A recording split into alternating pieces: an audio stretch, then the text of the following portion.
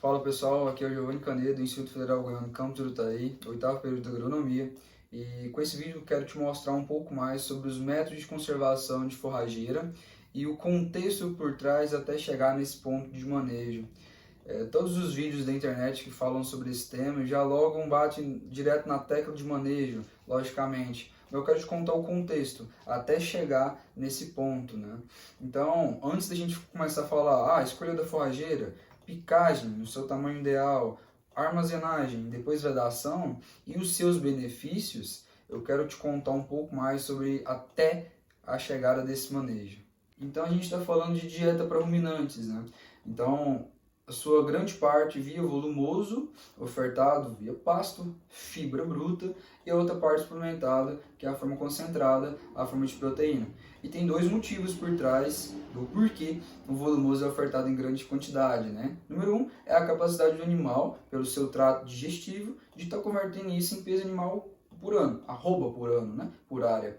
E o número dois é por conta das nossas extensas áreas que a gente tem de gado, e nessa capacidade, então, de estar produzindo um alimento barato. Pasto é barato. E é por conta disso que a gente tem quatro formas de estar produzindo forrageiras volumosos, né? Então é a parte da dieta volumosa, através de um período da seca, que é agora, né? Nossa região aqui em Goiás, no período de maio até iniciozinho agora de outubro, por exemplo, das águas. Então, a primeira parte são as forrageiras irrigadas, né? Onde eu tenho um estágio em cima disso, né? Da Vale Irrigação, onde a gente andou ali mais ao norte de Goiás, especificamente na Fazenda Conforto, né? Que é a Fazenda Nova Crixás, onde eles irrigam as suas pastagens, né?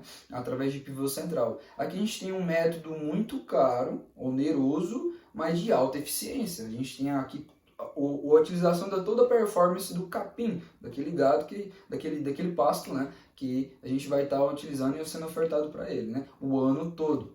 Número 2, a vedação. É o método mais barato dos quatro, mas a gente tem um comprometimento em relação à qualidade do alimento que é ofertado. Uma vez que o produtor rural ele delimita uma área, ele fecha aquela porteira e espera até o seu pasto rapar, até ele chegar no seu ponto ali de saída dos animais, para estar ofertando então aquela área. Número 3 é a forma de forrageiras picadas, né? A gente tem a utilização de capineiras, né? Tanto de cana como de capim elefante, por exemplo, né? O ponto negativo desse manejo seria o que é a utilização da mão de obra, né? Então tá complicado, né? Tudo que você puder fazer sozinho ali e der conta, né, de acordo com sua área de dimensão, melhor. E número 4, que é o motivo do vídeo, é a conservação de forragens, né? Essa conservação condiz em produzir a sua forragem no período das águas, está fazendo essa conservação até o período da seca, para você ter todo esse limiar de tempo do ano e está ofertando então um alimento de qualidade. A proposta seria produzir na água com a qualidade e ficar limiar em relação ao método de conservação, pensando em entregar um alimento de qualidade e durante o ano todo. É através disso que a gente vai ter então a fenação, o primeiro, e o segundo ponto ali que seria a ensilagem, tá? E quando a gente pensa em relação à fenação, a gente tem que fenação é o processo que a gente tem a desidratação da forragem com a obtenção do feno. O feno é o produto. Então a gente desidrata essa forrageira, né, até os seus ali 15% de teor de umidade, para aí sim obter então uma paralisação ou diminuição da atividade respiratória tanto da planta como de organismos ali que vão ser deterioradores. Então, fenação é o processo, a gente desidrata para obter o feno, né? Depois que esse feno ele é obtido, né, a gente tem como ofertar, né, durante esse período de seca para o gado. Tá? Na nossa região não é tão comum, a gente utiliza muito mais a ensilagem. Por quê? Pelo alto valor de nutrição que a gente tem em relação em cima disso, né? E preservação por consequência, né? O pessoal é mais acostumado.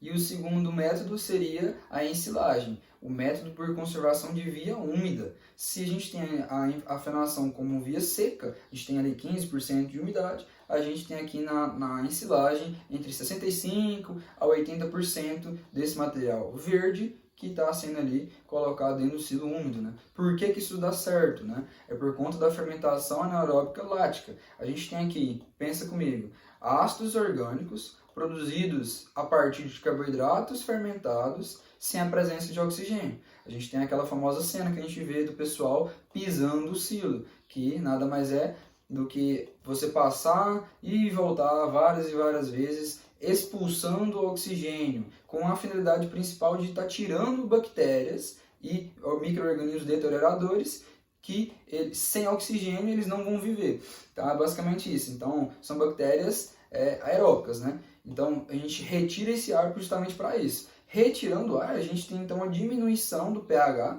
Aqui você pode estar utilizando também inoculantes, né, para fazer essa acidificação, mas a gente reduz esse pH e sem a presença de oxigênio a gente tem uma conservação. Conservação de quê? Daquelas bactérias que vão fazer a nossa fermentação. Bactérias positivas, né, bactérias que eles vão ajudar então para preservar esse silo da maneira de uma alta qualidade. Dado todo esse processo, você tem então 4 pontos a ser lembrados quando você for pensar no processo de ensilagem. Número 1, que seria os carboidratos solúveis, que são os açúcares presentes na sua forrageira de interesse. Que lembra lá no início do vídeo, fala sobre escolha de forrageira, tudo isso aqui envolve, tudo isso importa.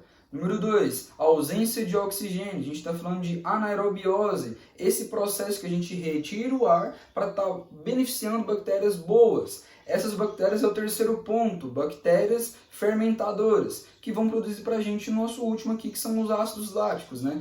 Aliado a tudo isso, a gente tem uma redução do pH e, por consequência, uma preservação do nosso alimento. Em silagem, você vai lembrar exatamente disso, né? E o processo de fenação, só um detalhe a mais, né? A gente tem que, a cada 2 kg de forragem, de forrageira, a gente tem 1 kg de feno, né? Então, são métodos diferentes, espero que você tenha entendido e fica aqui meu muito obrigado.